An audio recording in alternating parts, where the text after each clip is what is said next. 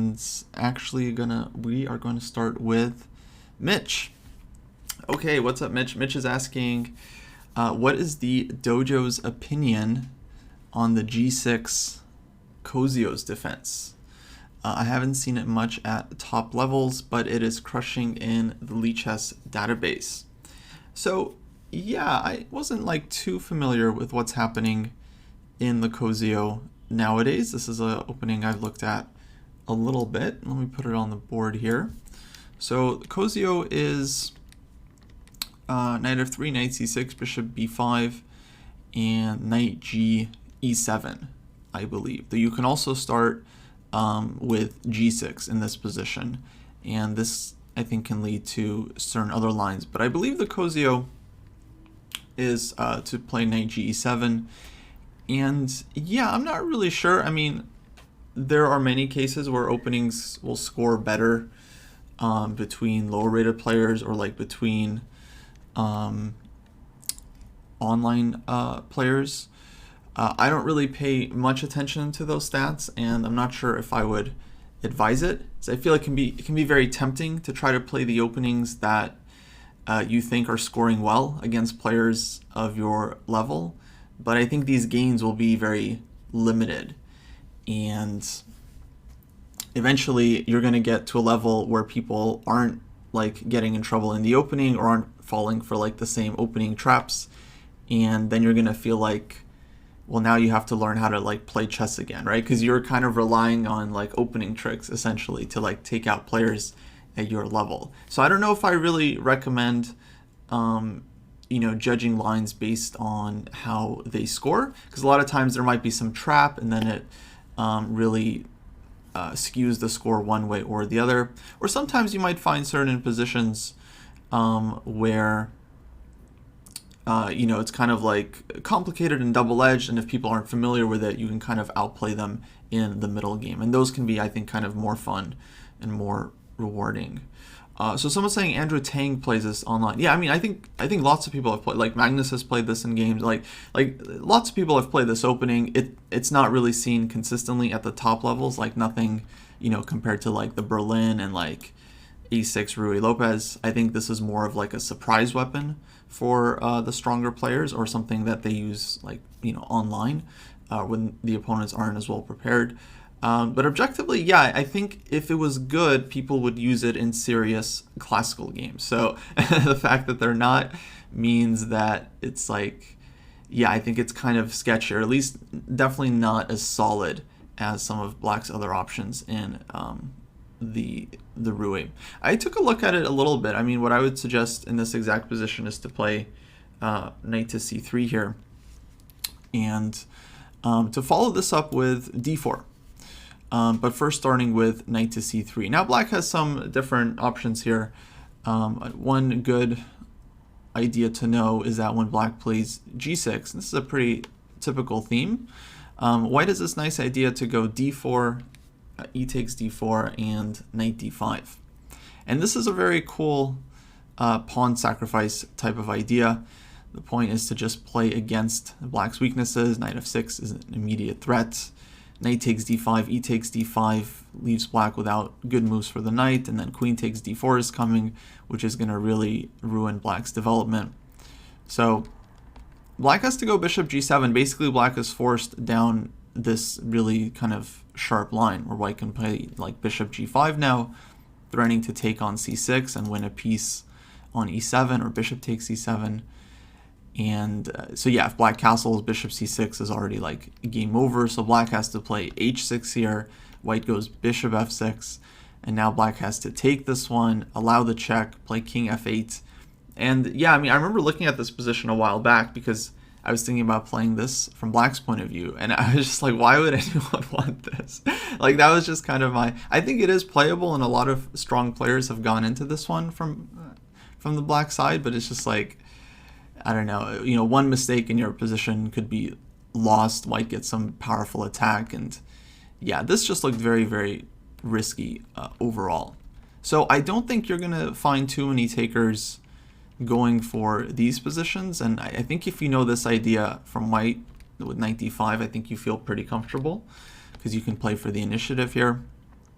There are other ways black can play it. I was looking at knight g6 here, for example, which may be the most popular move. Then white can play d4, takes, knight takes d4. Actually, there was a really interesting game between Nepo and Carlsen from 2020. I think it was a Chess24 like rapid game, one of their online events, and that game went bishop c5, bishop e3, takes, queen g5. And Nepo just played g3, knight takes d4, queen takes d4, knight e5, bishop e2, covering f3. Knight went to c6, queen c4, d6, knight d5. I love this move, just like forcing black's queen back. Queen c3, castles. And I think white just had a fantastic position here. He just played like f3, h4.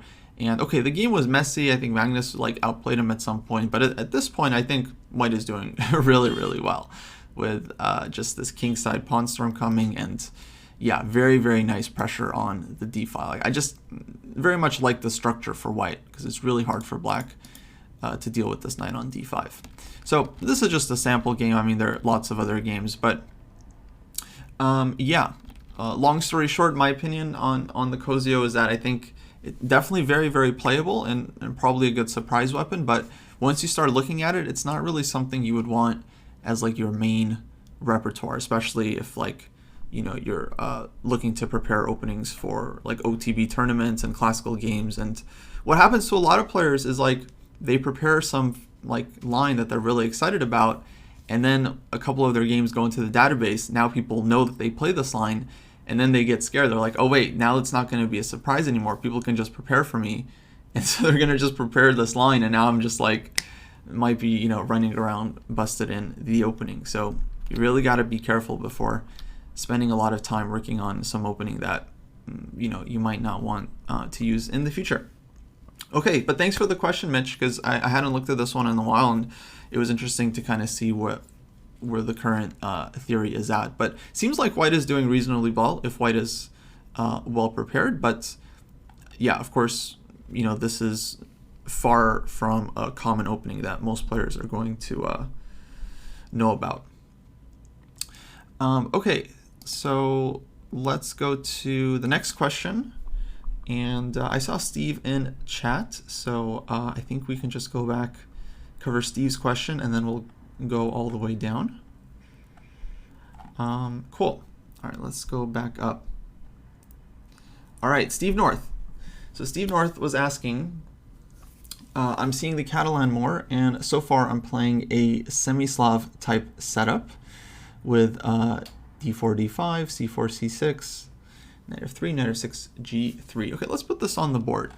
So far this is kind of the, so this is like the regular Slav so far, and then if we get knight c3, e6, this would be the Semi-Slav.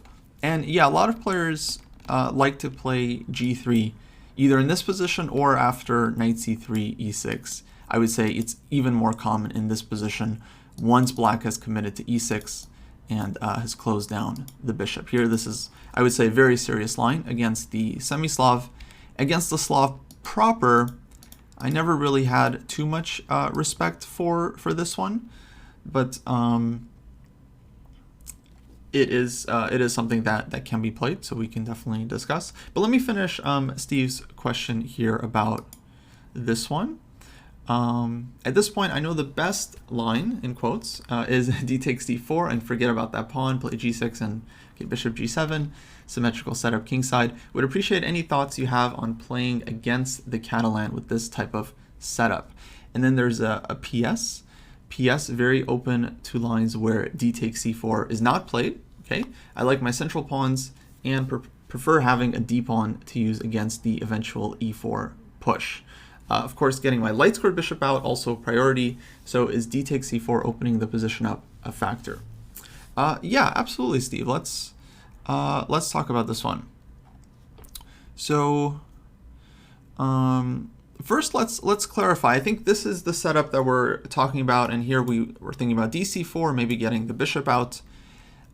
If white plays knight c3 here, I'm wondering, are we going to go e6 in this position, or do we go for d takes c4, which is also very, very playable. Just curious whether you want to take a look at this position as well with e6, or if we're just going like d takes c4 here, or a6 or g6, some other moves as well. But first, let's talk about this position with g3, and then maybe we'll go to the Semi-Slav as well. Here, I think the main thing to understand is like you have two options, which I think you get. You can either take the pawn, and then I think the proper strategy from there is to kind of force white to pay some kind of price, right, for getting this pawn back. Or you could try to remain solid and take advantage of the fact that white is not really putting any immediate pressure on the center and get your light squared bishop out, because the light squared bishop is often a problem.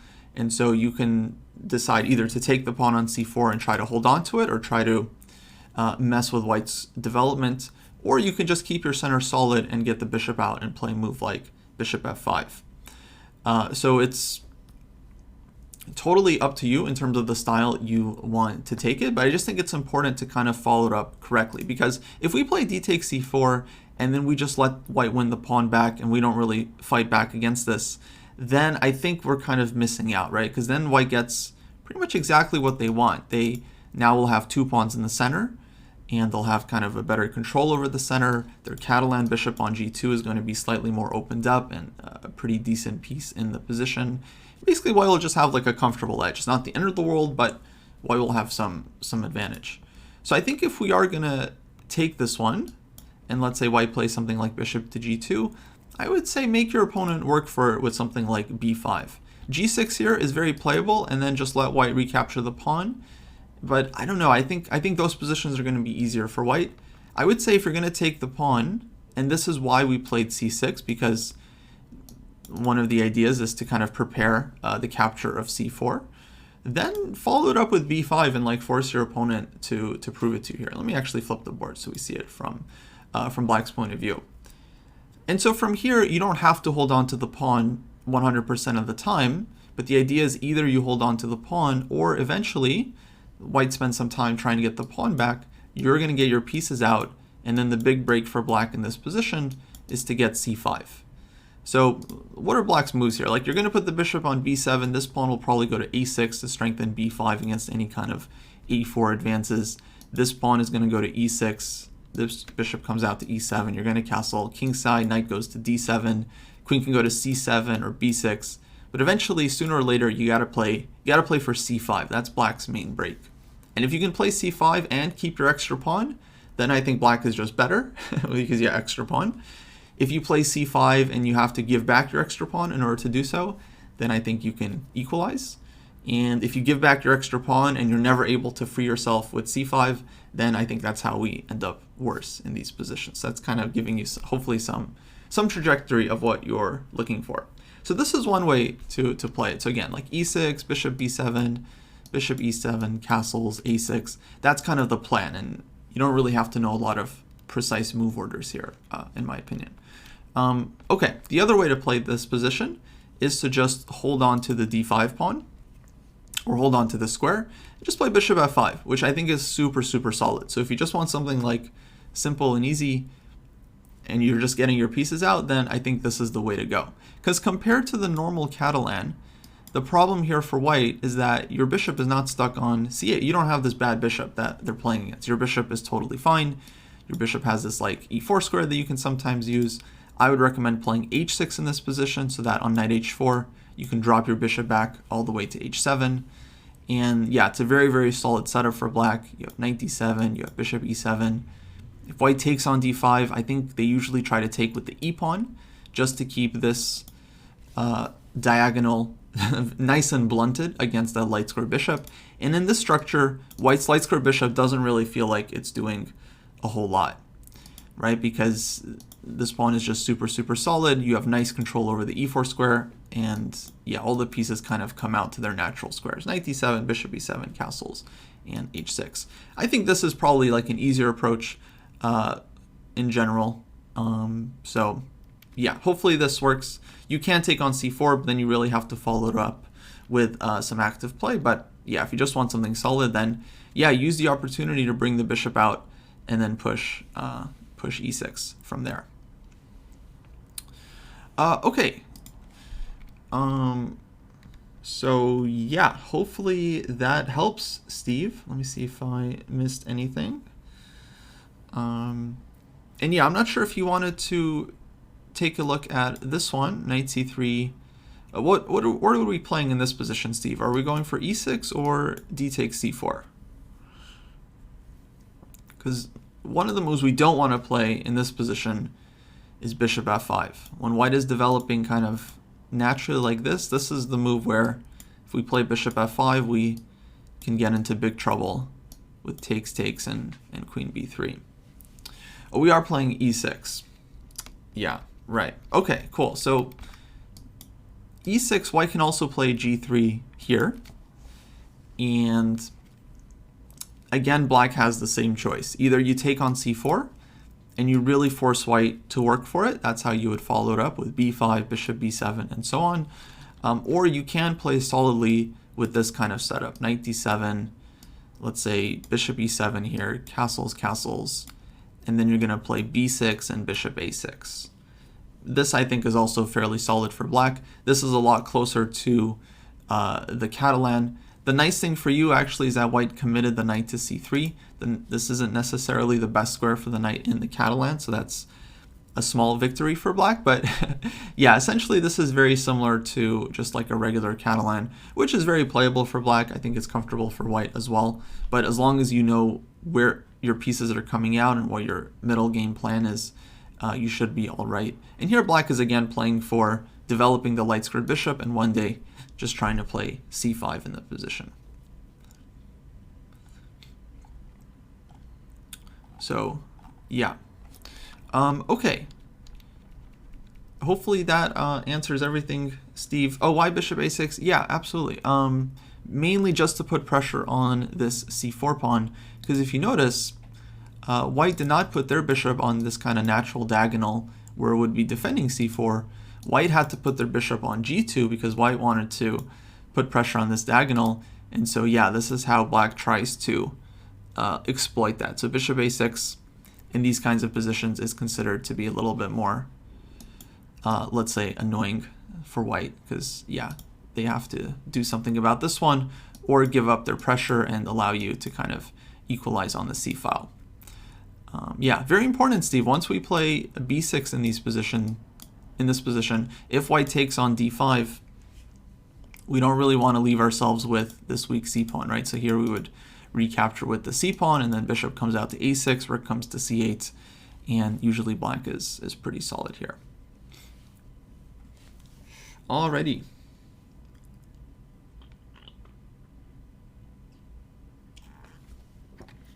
Lots of more questions, so let's get moving right along. And next one is from Dean G.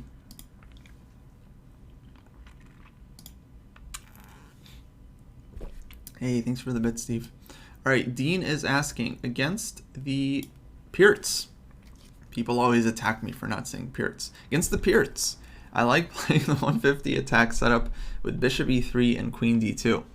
However, when I review my games after, I find that I often lose the advantage by making inaccurate follow-up moves.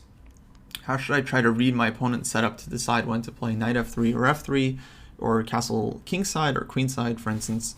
Yeah, good question, Dean. This is definitely not an easy one for e4 players, and this is something that I myself worked on a lot as I was trying to learn my way around these lines in the Pirc defense. Did it again. Pirc. Yeah, I grew up saying Pirc. It's so hard. It's so difficult. Anyway, so bishop e3, and in fact, this would be the line that I recommend if someone were to just ask me, like, what should they do against this opening? I would say go for this setup with bishop e3, queen d2, castling queenside, bishop h6, and then playing for the attack. So generally white is playing to castle queenside in this position. So I would say we're trying to castle queenside most of the time.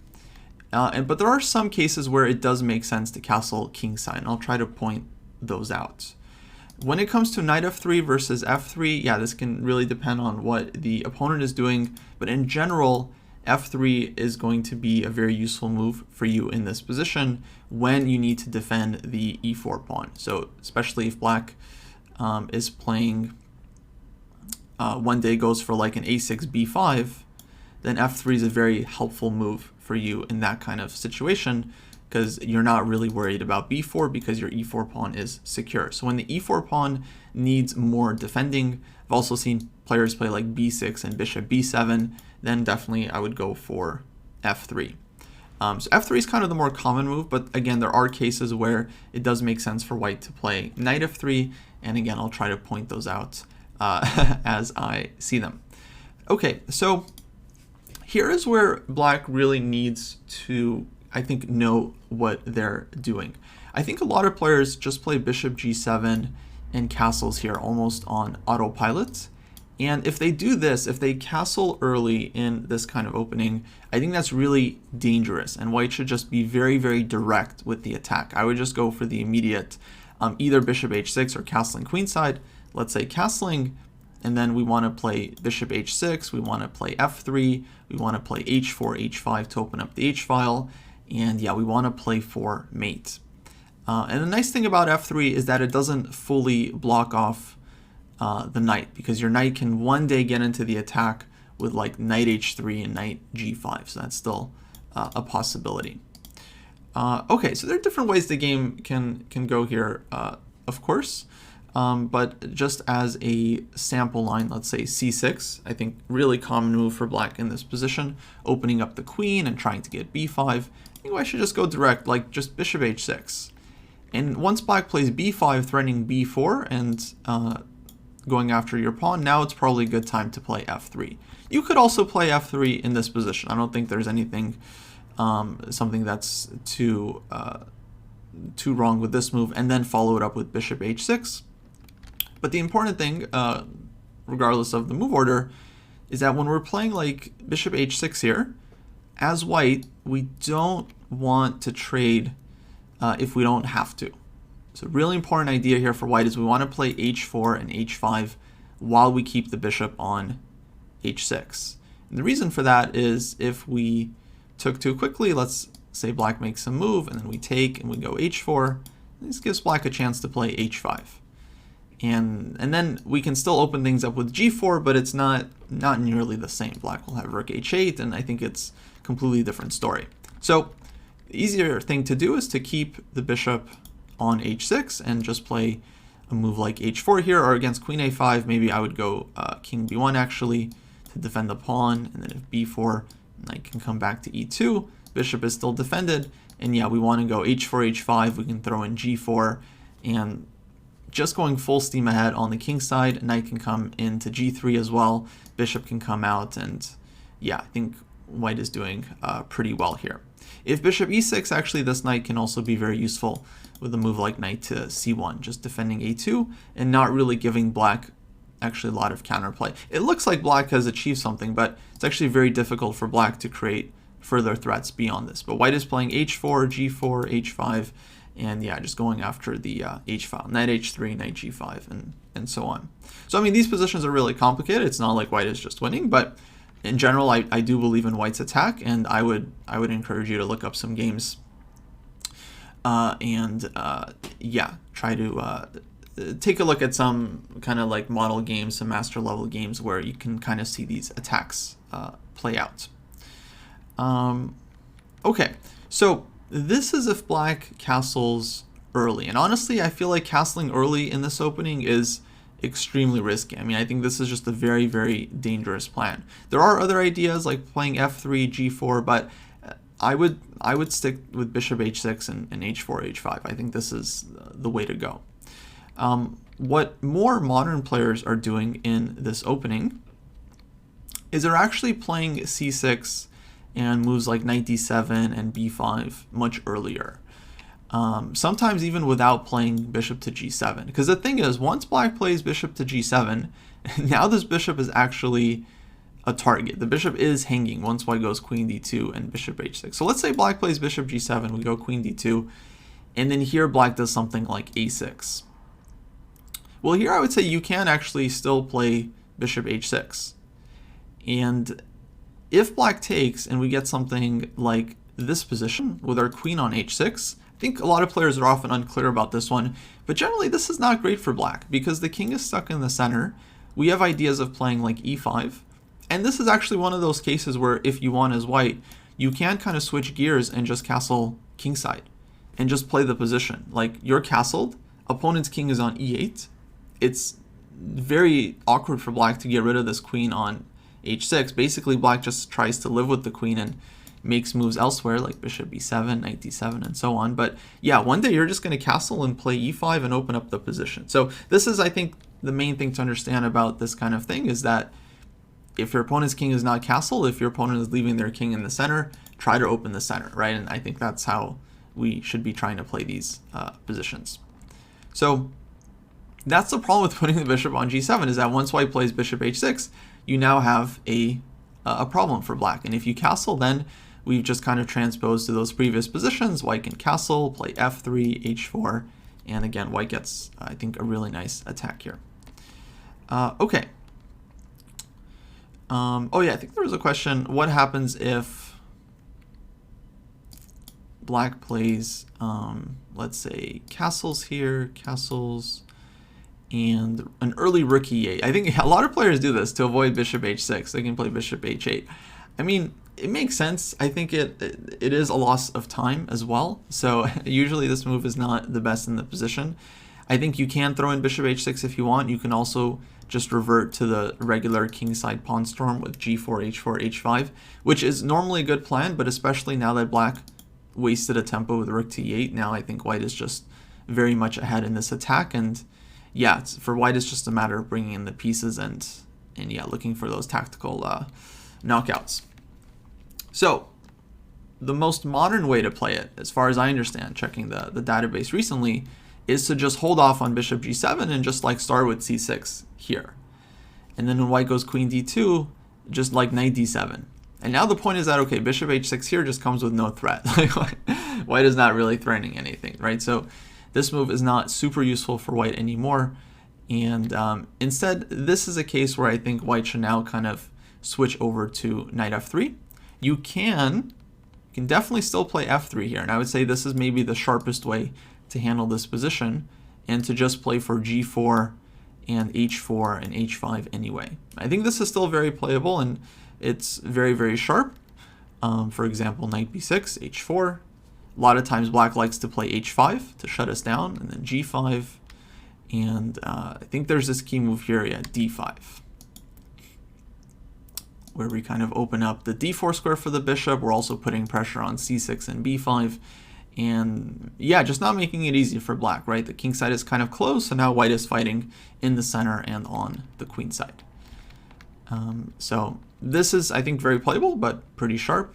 A lot of players will just go knight f3 here and kind of revert to another classic setup, knight f3, bishop to d3, followed by castling kingside. And if you just want something simpler and calmer, you don't necessarily want the opposite side's castling mess, then knight f3, bishop d3, castles, and yeah, you can get a very safe and pleasant position here as white, a4, h3, and so on. Okay, Dean. So yeah, long story short, we're mainly trying to castle queenside and push f3, especially if black castles early. But if they leave their bishop on f8 and they're a little bit more clever about their setup, then you have, I think, more of a choice. And it's really just all about the game you want to play. If you want to play something sharp, f3, g4. If you want to play something more quiet and positional, knight f3, bishop d3, and castle kingside. Alrighty, let's go to the next question. All right, next one comes from Buddy Thompson. Oh, all right, there we go. All right, Buddy says, I'm seriously considering taking up the Sicilian as black. I'm a lifelong 1d4 player who has never played the Sicilian from either side. I'm drawn to playing the classical variation, but I'm worried that jumping in and facing the Sozin, Velmirovich, and Richter-Rauser attacks cold, so to speak, might be too daunting. As a USCF Class A player, I'm sure my 1e4 opponents will all be far more experienced playing Sicilian lines than I will be. So, what do you think of the Sicilian Four Knights variation as a stepping stone to the Sicilian labyrinth? Yeah, tough question, buddy, and I think this is something that players often struggle with. I've definitely struggled with it myself when it's like you're learning a new opening, or you want to learn a new opening, but then it's like the thought of playing this opening against people who know it much better than you and have a lot more experience, it's pretty scary. And yeah, let's just put the Sicilian on the board. There are a lot of these lines in the Sicilian that are very sharp and scary, and yeah, it feels like if the opponent is better prepared, like you're just going to get crushed out of the opening. And now Buddy's at a level where I think that this becomes an actual concern. Class A expert, this is like 1800, 2000 USCF.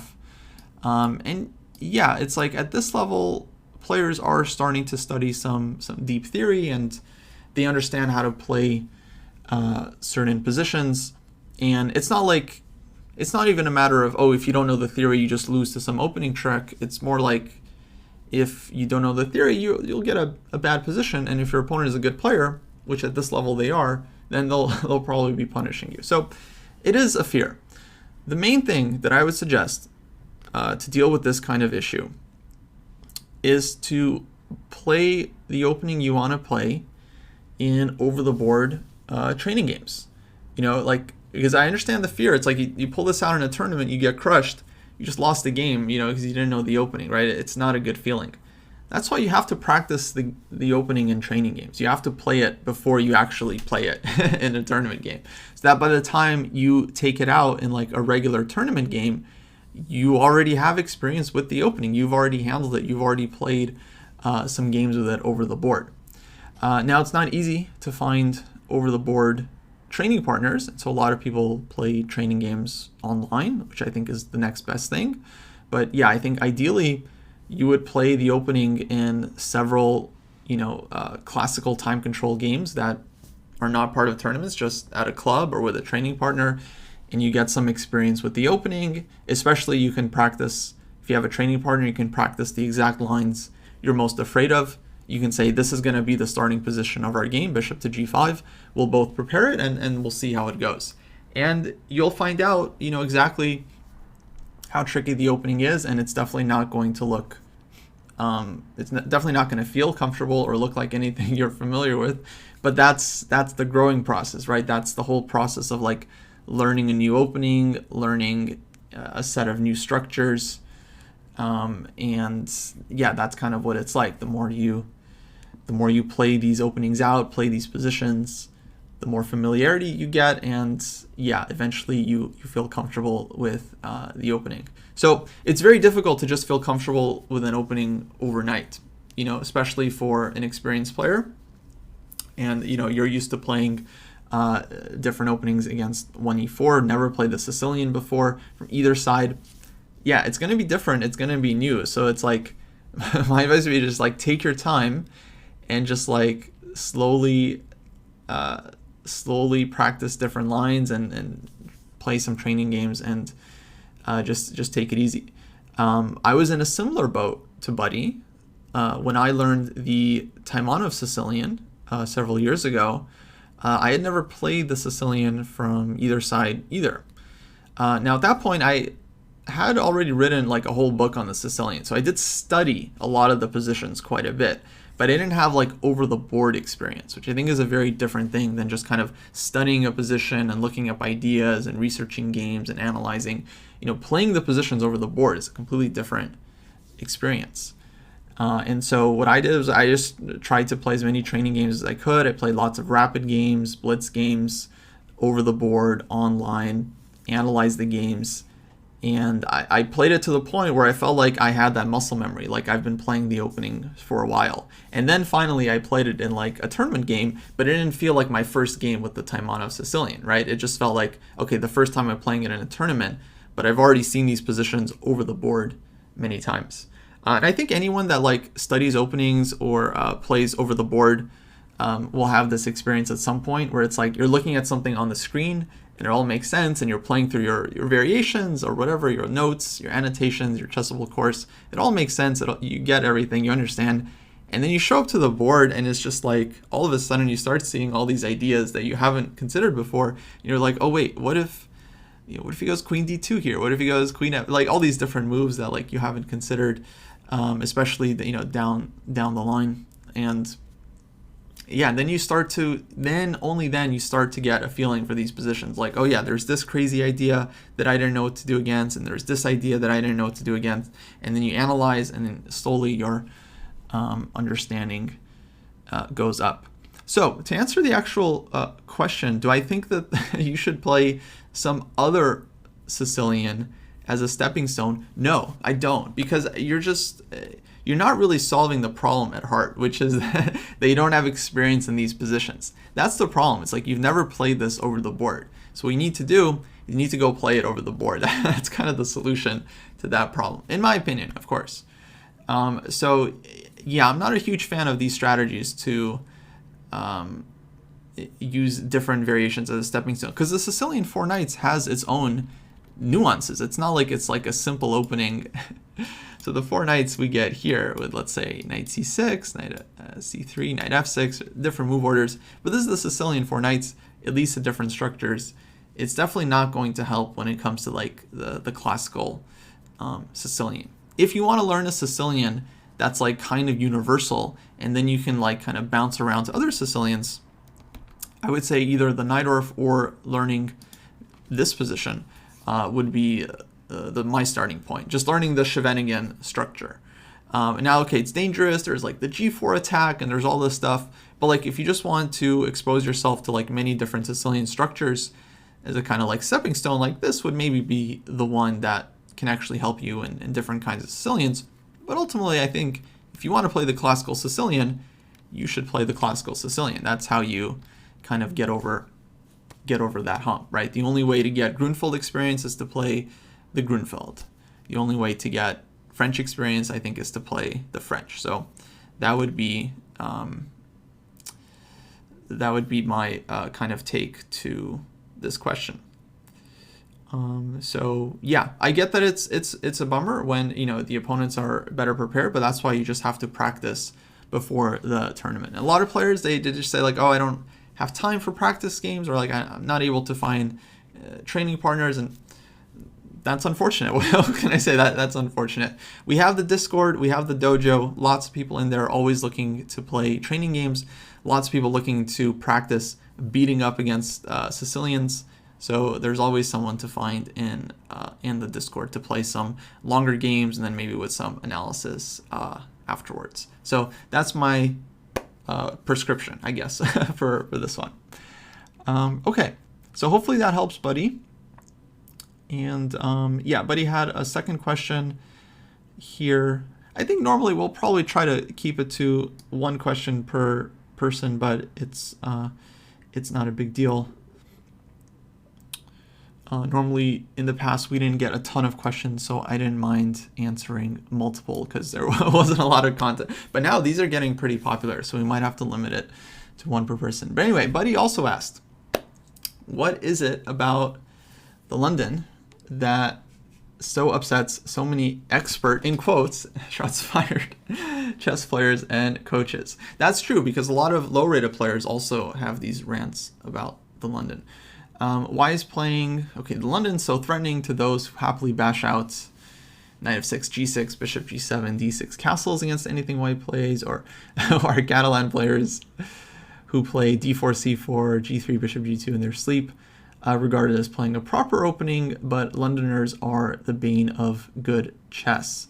Or how about the Slav player who habitually plops his pawns on squares and dares white to come after him? Or the players that play the Grunfeld from either side? The London can result, and I'll just finish reading the question here. The London can result in just as very pawn structures and interesting positions as these other mainline system openings. It takes two to tango, and if Black wants to mix it up in the London, he has numerous ways to do so. And then Buddy writes, I know you're more accepting of the London than most, so maybe you can tell your less tolerant colleagues to tone it down a bit. Thanks. Okay, I don't know if this is like a question or like a PSA, but here's my thing. I actually did a video on Dojo's channel about my thoughts on the London, and I would say that probably sums up everything, I think, pretty well, but I'll just give a quick summary of that summary. If you want to check out that video, it's called The Real Problem with the London, and it's on our YouTube channel. And what I say in that video, and what I still believe today, is that, yeah, the problem is not with the opening, and the London is a perfectly sound opening, and lots of very strong players play it, both in classical and in blitz. So yeah, there's nothing wrong with the opening itself. It's more of the mindset of like just kind of repeating the same moves over and over again without really considering what the opponent is doing. Now here's the thing, that as Buddy points out, there's lots of openings that players will just bang out mindlessly, like King's Indian, Catalan. There's other system openings. Accelerated Dragon can be like a system type opening where black is just making the same moves without really thinking. So yeah, it's not a problem that's only specific to the London, right? So it's just the mindset, right? It's always bad to just play moves mindlessly, regardless of the opening. You could be playing the Sicilian or the King's Indian. If you're playing your moves without thinking, that's bad, right? You really should be considering what the opponent is doing, and then maybe you go for similar setups anyway, but you should be paying attention to what the opponent is doing, obviously. The reason that the London gets all the hate, I think maybe gets a little bit more than it deserves, is because it just happens to be especially prevalent with the London. I think maybe it's because the London is an opening that is often taught to beginners because it's very safe, and beginners are more likely to have this kind of mindset where it's like, okay, they just learn their opening and then they just want to play the same moves over and over again. There's lots of people actually who play the open Sicilian as white. Open Sicilian, one of the sharpest, most aggressive, most ambitious, most beloved openings out there. There are lots of players who play just bishop e3, f3, queen d2, castles mindlessly against everything. And yeah, very bad mindset to have. You can't just do this against every Sicilian. You're going to get punished in a lot of these lines, right? So yeah, it happens in all kinds of openings, but I would say that it just tends to happen with London players. It just seems to happen more often than with others. And so that's why they get all this hate. It also happens to be an opening that, you can like teach in like a minute. Like you just show the setup and then we're kind of like done. So yeah, and then the setup extends to like 10, 12 moves where the player is just playing like the exact same thing. But look, my opinion is that as long as someone is thinking about their moves and they're not just playing the same thing over and over again, and yeah, in the London you can definitely get different structures based on how black handles it and white has different options. As long as you're willing to explore the different options and play things in different ways. Just because you start the game d4, d5, bishop f4 doesn't mean you can't play a c4 in the future if the position calls for it. So as long as you're not just like blindly playing c3, e3, no matter what, knight d2, like you're willing to look for other ideas, maybe castling queenside in certain positions or playing things in different ways, then I think you're doing things right. But yeah, if you're just gonna play the same moves over and over again, whether it's the London or any other opening, then I think you're going to ultimately struggle when it comes to improvement, because I think there's just going to be a ceiling, right? It's like you can't really improve just doing the same thing over and over again. You have to challenge yourself, you have to grow, you have to learn new positions, new ideas, and that's how you become a stronger player, by learning new ideas, by seeing new positions. So that's my feeling. So yeah, it's not just the London. Leave London alone. It's really the players that just kind of like play their openings mindlessly. They're the ones we gotta go after. But yeah, I don't know why people are so upset about it. It's just like, relax, all right? It's just an opening. Personally, I don't mind playing against London. I'm happy to play in equal position with black.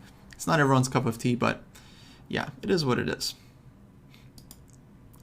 Okay, let's go to the next question.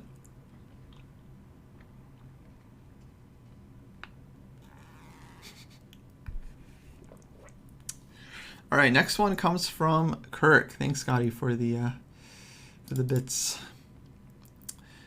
All right, Kirk says, I recently ran into this Najdorf line and struggled to find the right response and continuation for white. Okay, let's put it on the board. Yeah, take a look at this one. So e4, c5, knight f3, d6, d4, takes, knight f6, knight c3, a6, bishop e3, e5, knight b3, bishop e6, f3, knight d7, queen d2. Okay, very classic setup. b5 castles, knight b6. With, I guess, threatening to move knight c4, and an exchange on c4 does not look good for white either. Okay, there's not really a question here, Kirk, but I'm guessing you're asking what should white do here? What should white do against this one? Yeah, so I took a look at this one. Yeah, knight b6 is not really as common for black as the main move bishop to e7 or to play bishop e7 earlier. There's so many different variations in this one. I mean, it's really, I'm definitely not an expert in these positions whatsoever. I mean, this is like really, really complicated stuff, but I did take a look. And on knight b6, so the move is queen f2. That's the key idea that white needs to know here. And the point is you're getting out of the way of knight c4. And we do want to trade on c4, so we'll look at those positions so we can kind of understand them a little bit better.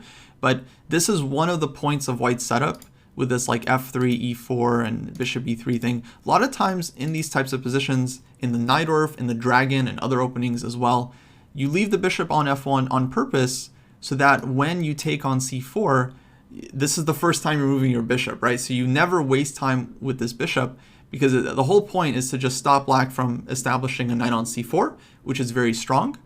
We all know about the knight on f5 being strong in most positions, knight f5, right? Knight on c4, same thing. It's the same square if you flip it, guys. So very, very strong square from black's point of view. So that's why the job of this bishop in a lot of Sicilian positions is to just take this knight as soon as it gets here. Now the idea behind queen f2 is to kind of force the issue. So you're fighting for the b6 square. You're also opening up your rook against the d file. So there are ideas of playing like knight c5, bishop c5, and this kind of thing. But yeah, really you're attacking the knight. Now how does white actually handle what happens after knight c4? And by the way, Kirk, there's going to be 2 games here I suggest for you to study so that you can understand these positions first. Better. So after knight c4, white is taking. I'm assuming we're afraid of b takes c4, and this feels kind of the more logical way for black to take in this exact case, just hitting the knight and try and open the b file. But here's where white's has just, okay, very, very nice point. Knight a5. And this is a move like, yeah, if you haven't seen this one, you're not going to find it in a game, right? Because it looks like the knight is just hanging. But we have queen takes a5, bishop b6. And after queen to b4, of course, white traps the queen with a3. So really, really cool trick that allows white to play knight a5. And the nice thing about knight a5 is that we're basically playing for domination on the queen side. So that's kind of the idea for white here. I know a lot of times you're used to attacking on the king side. Here white is actually playing on the queen side. So we're trying to control this b6 square and basically make it very difficult for black to move. So this is one idea, to play bishop to b6. So again, this move is tactically justified because takes, we have bishop b6 and trapping the queen. So now you know this trick and you can play this move safely. But also, we have a second idea of like knight c6, right? So if black goes bishop e7, white can play knight c6 here, and this is not great for black. Or if black plays knight d7, for example, covering the b6 square, another very important and cool maneuver for white to know, knight c6, queen c7, and knight b4. And then your knight is on a beautiful trajectory to the d5 square. And yeah, strategically, white is doing really, really well once you get a knight on d5. Now, black can put a little pressure on the b file. I just want to continue this line a little bit and go like queen b7 and rook b8. And this often looks scary, but there are many cases where you can play b3 and you're fine. As long as this bishop is blocked from a3 and we have something on d5, b3 can be a pretty safe move to play. Takes. There's not really a whole lot black can do to you. You can play king b2, rook a1, take over the queen side. And yeah, this is a strategic approach. So we're playing for positional advantage, right? Not necessarily playing for the attack. We're playing to just kind of dominate the position and slowly squeeze black because we have a lot of space. But white is doing really well, and yeah, one day you can play g4, h4, and so on. So the first game, Kirk, that I want you to study is this game between Cheparinov and Logno. Ivan Cheparinov, 2600 Grandmaster from Bulgaria, against Grandmaster Katerina Logno from 2006. I'll put it in the chat as well. Cheparinov Logno, Lagno, 2006. That's the first game I would encourage you to study to get a better feeling for these kinds of positions. In that game, I think Queen d7 was played, and no, this is actually, okay, this is, yes, this was the game. Queen d7 was played, g4, bishop e7, g5, knight h5, knight d5. Take a look at this game, and I think you'll hopefully get a better understanding of these positions. The second game I wanted to mention to you, Kirk, here after queen f2, black can also play this move, knight fd7, if white or if black does not want to immediately commit to knight c4. And I think this is also a very natural move that you might see players make. And here it's kind of a nice idea for white to push f4. And now, okay, we want takes, bishop takes, right? So we put pressure on d6 and we get this beautiful d4 square for the knight. And we also want to push f5 and fight against black's light square bishop. So second game I would encourage you to study is the game Svidler-Gelfand, 2004. Svidler-Gelfand. Hopefully you know both of these players. 2004. Rook c8 was played in that one. White pushed f5, bishop c4, and white had really easy pressure against the d file here. Used this a5 square, so another good game to kind of learn the ideas. So that's your homework, Kirk, and that's not going to help you just in this line, I believe. I think that's going to help you throughout the Najdorf, because a lot of these ideas will come up in different positions, and yeah, hopefully you can use them. All right, let's go to the next one. Here we got Ricker.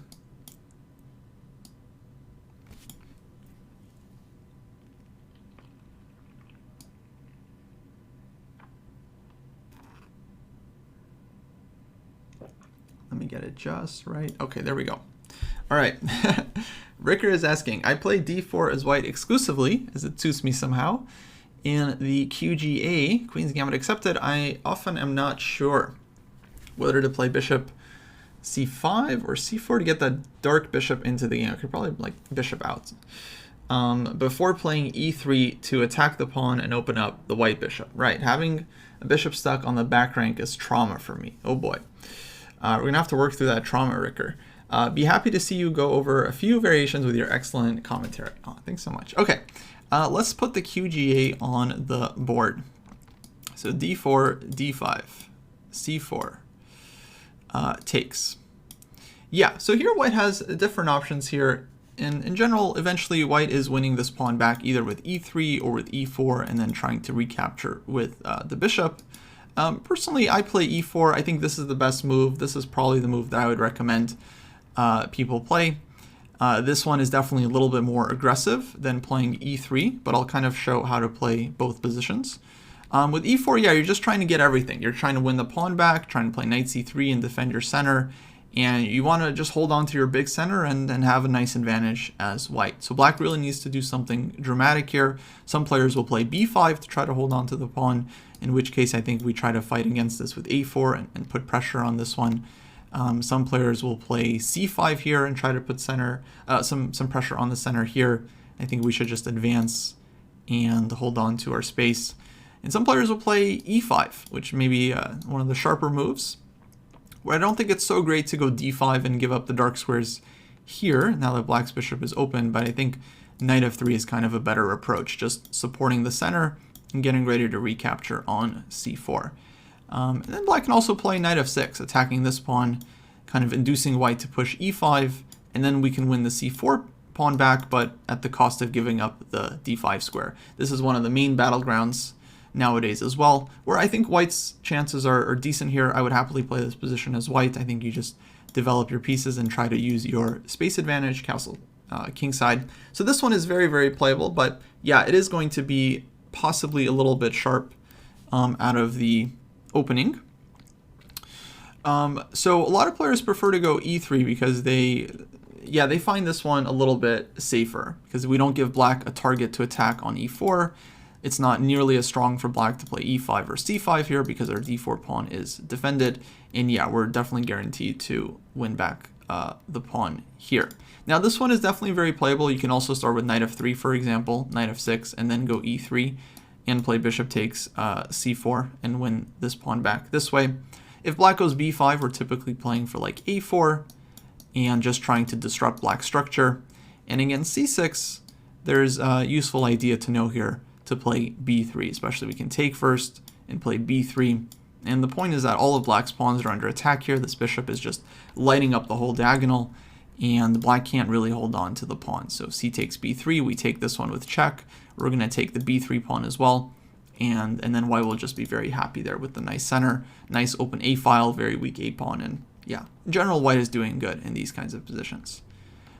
So black doesn't tend to try to hold on to the pawn. Usually what they'll do is they just want to develop their pieces as well, and they'll play like e6 and then maybe a6 here, or c5 followed by a6, b5, bishop to b7, and we get a pretty balanced game. I would say both sides kind of have their plans, and the question is, okay, what to do with the bishop on c1? This one is definitely not dead. There are many lines where white can just play b3, bishop b2.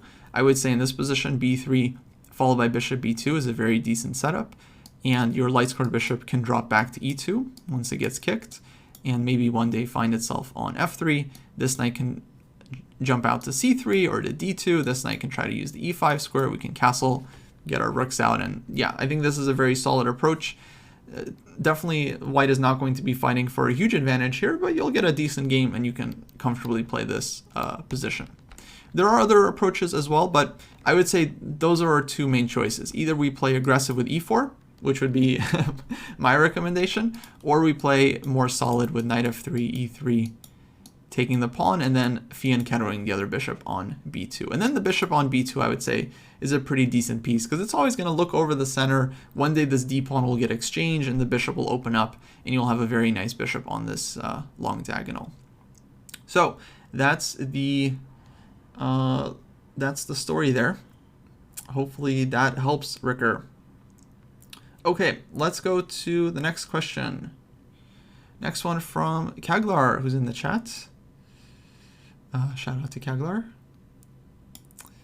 All right, and he's asking, I will also start out with playing the Sicilian as an alternative to e5. Oh, big Sicilian day today.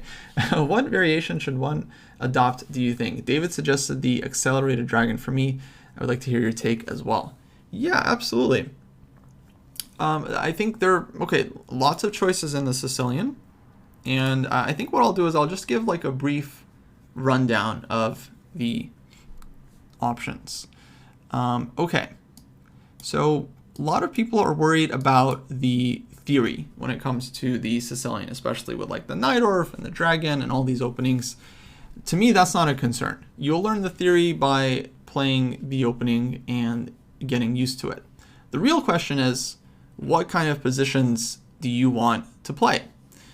So if we choose the Najdorf, for example, then Najdorf is a great opening, but in the Najdorf, you are getting attacked a lot, especially in lines with bishop e3 and bishop g5.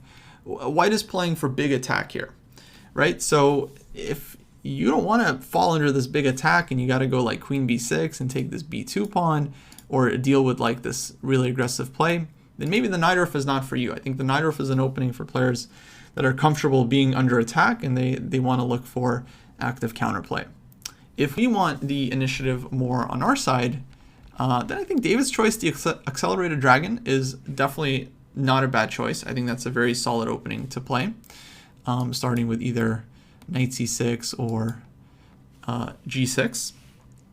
Now you can get attacked in any opening, of course, but I think this one is kind of more solid. And the main drawback, I would say, to the accelerated dragon is that white can play the Marazzi bind, which is not an opening where you get mated. This is an opening where you get positionally squeezed, but it's very, very playable. You're not like losing here or anything. It's a very playable opening. It's just sometimes a strong player can really take all of your counterplay away and really squeeze you to death. But this is more of a positional death, right? You got to choose, like, how do you want to lose the game? You want to get mated, or do you want to get squeezed? Which would you rather have, right? So this is I would say this is a normal accelerated dragon. You can also start with knight c6. The move orders here are not too significant. The move orders just allow different sidelines, but the positions that you're going to get, whether you start with knight c6 or g6, are going to be the same. So if we don't want to get checkmated, I think this is a decent opening. Compared to the dragon is another opening which is super sharp, super fun, totally playable. But yeah, if you play it in kind of the traditional way here, you know, you do fall under very serious attack when white plays for, you know, these lines. Still, 100% playable. A lot of players have very, very good success. These openings are still being played at the Grandmaster level. It's just a matter of what kind of middle games you want to play, right? Yugoslav isn't a winning, you know, line for white. It's like a dangerous attack, but there's a reason people play these openings as black as well, right?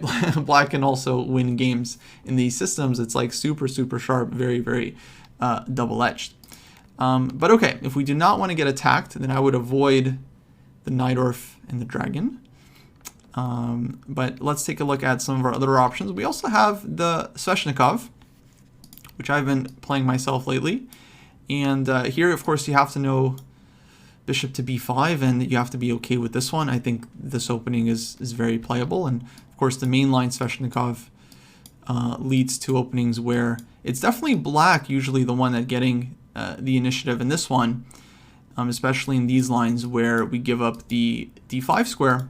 We saw Magnus take this approach against Caruana in their World Championship match, and he specifically sought positions where strategically he might be in some danger, but dynamically he has kind of like the long-term chances. And I would say in general he was fairly successful. He almost won the first game as black, and throughout the match I think he was doing quite well with the Sveshnikov. And then the next year that Magnus had after the World Championship match, he won like almost all his games as black in this. Like he beat everyone multiple times, right? Like he really, really crushed it in these positions.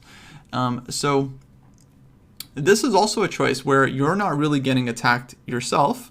You're falling under strategic danger, right? Because we've given up this d5 square, but you get some initiative in return. You get some dynamic play. So there's always this kind of balance.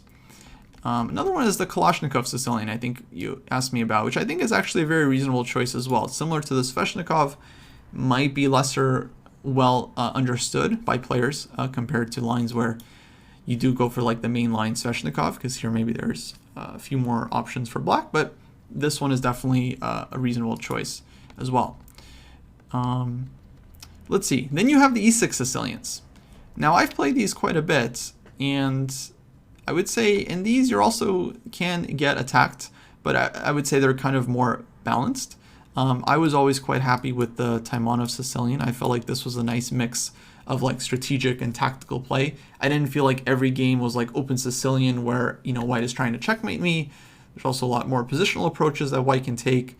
But yeah, in general, this one is going to be kind of closer to the Najdorf, because a lot of times you're just going to get the same kind of Scheveningen structure. I mean, I don't know, guys. I like the Scheveningen. I think the Scheveningen is a really fun structure. You get nice control over the center. You get this open C file, and you get this E5 square. You get the C4 square.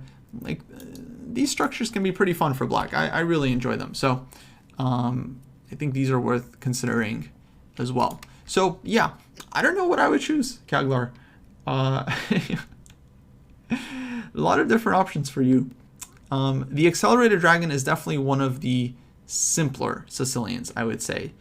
And the nice thing, of course, and this is a point that I think everyone should be aware of, is that with the Accelerated Dragon, you do avoid the most dangerous lines in the regular dragon, because if white tries to play for the typical queenside setup, notice that black did not spend the tempo on d6, can actually go d5 in one move.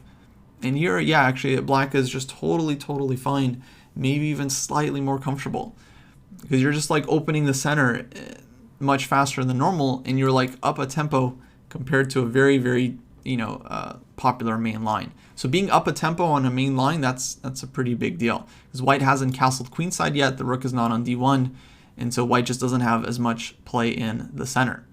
And this actually, maybe this is one of the most common traps in chess. I really think it is. I think this might be one of the most common, because so many players will just kind of blindly play this. We were talking about it earlier with the London system. A lot of players will just kind of blindly play this setup, and then they just walk into this, and all of a sudden, we're worse as white. So that's the nice thing about the accelerated dragon. You force white to play bishop c4 earlier. You don't give white the same attacking chances.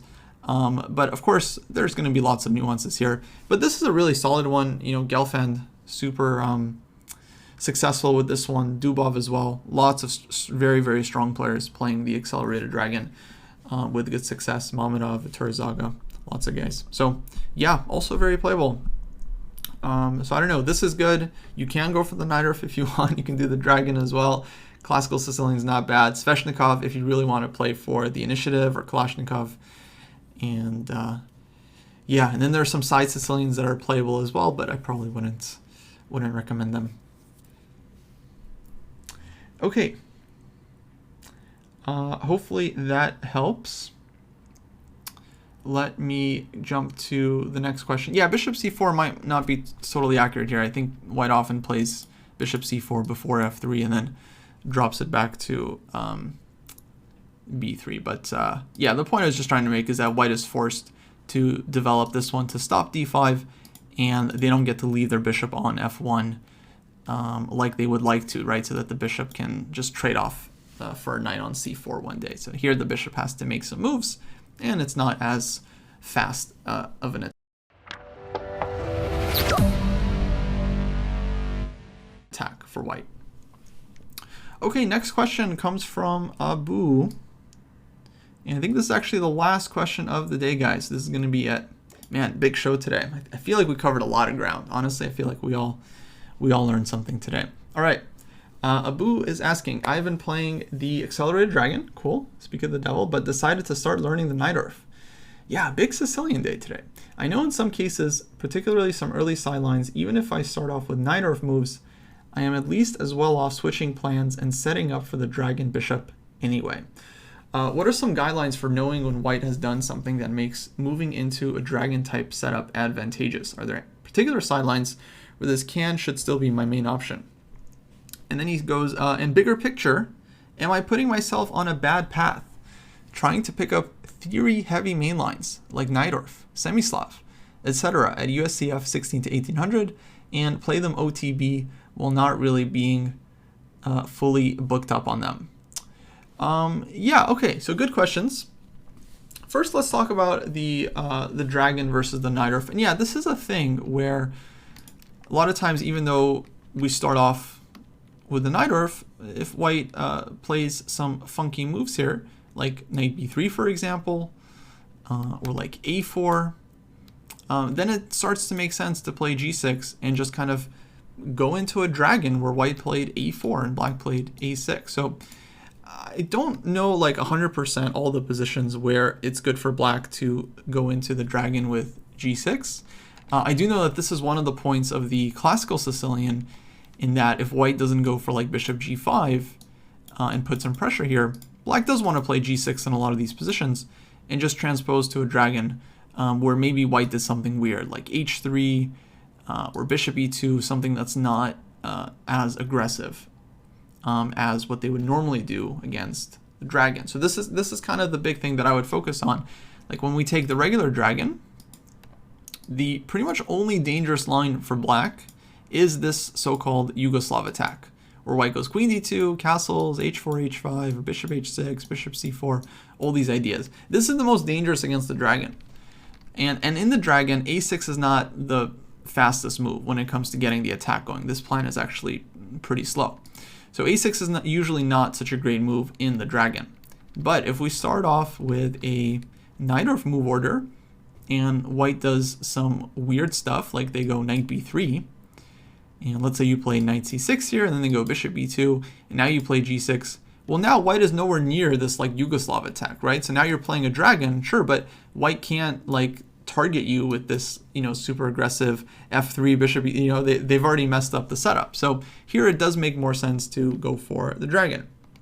So I think it's really case-by-case basis, but if white plays in a way here where they're not really set up for the queenside attack, of course, if they go bishop e3, then yeah, g6, you're just transposing to a dragon, then that's not really what we want. Or bishop g5, g6, I don't think this is such a great thing for black either. So if white isn't set up for the queenside attack, then I think it definitely makes sense to transfer to g6 and play bishop g7. Yeah, another example is a4. White doesn't really want to play a4, right, if they're going to castle queenside. This is going to make black's attack a lot easier. So here it does make sense to play g6 because now queenside castling not nearly as much of a concern for black. So that would be how I kind of approach this. I don't, again, know like all of the sidelines where you should play g6, but that would be how I kind of think about it, right? If they're no longer kind of interested in castling queenside, then definitely makes sense to play g6. Because against everything else, every other setup, the dragon is great. You put this bishop on g7, oh man, such a strong piece. Like, they don't call it the dragon, for kicks and giggles. Like, this is a really good bishop. Very, like, I was thinking actually one of the strongest minor pieces in any opening, right? Like, you think of every opening and where the minor pieces usually end up, this bishop is pretty strong. It's stronger than King's Indian because the pawn is often on e5. This bishop is just like open, and it's just like everything is hanging on this diagonal, both knights, the pawn, the rook. It's pretty, it's a pretty good piece. So yeah, if white isn't going super aggressively here, g6, bishop g7 makes a lot of sense. Okay, and then the follow-up question, bigger picture, am I putting myself on a bad path? Trying to pick up theory heavy main lines like Najdorf, Semi-Slav, and then playing them OTB while not really being fully booked up on them. So yeah, I've talked about this a little bit. I had a video recently for our channel, like, should you avoid theory? I think we discussed this in the last opening lab. In general, no. I think it's just like you want to find the middle games and the structures that you feel comfortable with, that you want to play. Maybe you want to model yourself after some top player. Anand played the Najdorf with incredible success for some time, and maybe you're inspired by that and you want to look at his games. Many Najdorf players out there, not just Anand, Fischer, Kasparov, MVL, Nepo, Magnus has played the Najdorf quite. So many players. Sometimes you find an opening, you find a player that you really are inspired by and just want to play similar types of positions. For me, I really fell in love with the King's Indian. I love playing the King's Indian. I'm happy to play the King's Indian. There's a lot of theory there, but I'm happy to play it against anyone, even if they're prepared. They just like those positions. I like those middle games. I like those structures. And by this point, I've played it so much that I'm actually pretty well versed in it.